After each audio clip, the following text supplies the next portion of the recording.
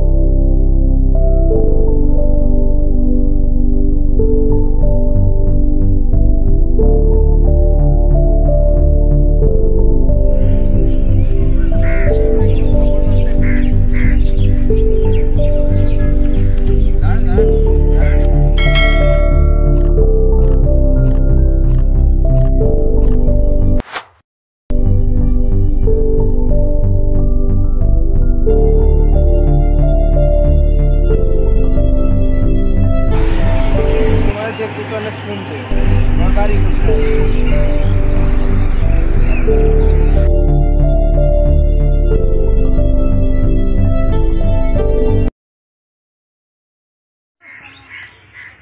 তো তুমি আমার সাথে প্রেম করবে না?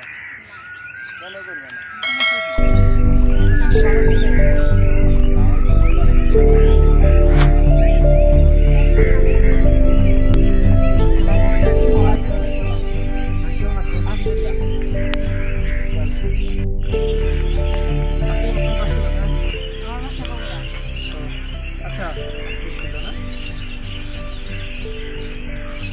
শুনতে পেলাম এখানে কি ডাক্তার কথা বলছে, আমি শুনতে পেলাম কেমন যেন মনে হলো মেয়েদেরকে না। তো আমরা তো কোনো ব্যাখ্যা দিইনি, আমরা এমনি কথা বললাম। আপনি এমনি কথা বলছি আরো এটা আসলে আর কি আমি যেটা শুনতে পেলাম হচ্ছে যাই আমরা যেটা অবস্থায় মানে সে একজন মেয়ে চাপে যায় মানে গাড়ি আসছে, সে আমাদের এলাকারই সন্তান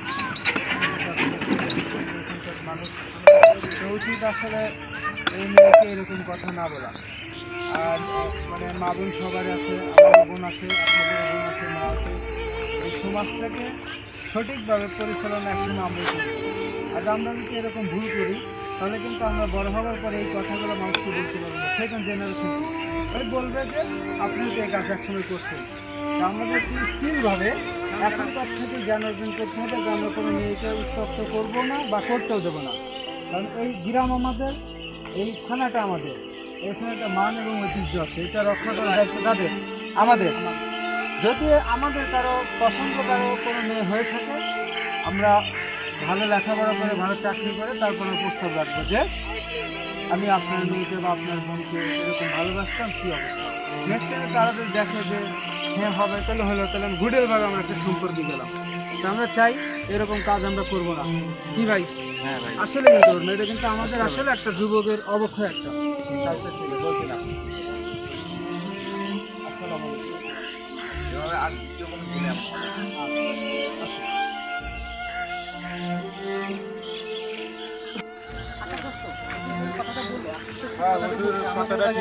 আমাদের মেয়েদেরকে এভাবে ডিস্টার্ব করা ঠিক আছে। আমাদেরও বাসায় মা বোন আছে, আমরা এরকম করতে পারি না।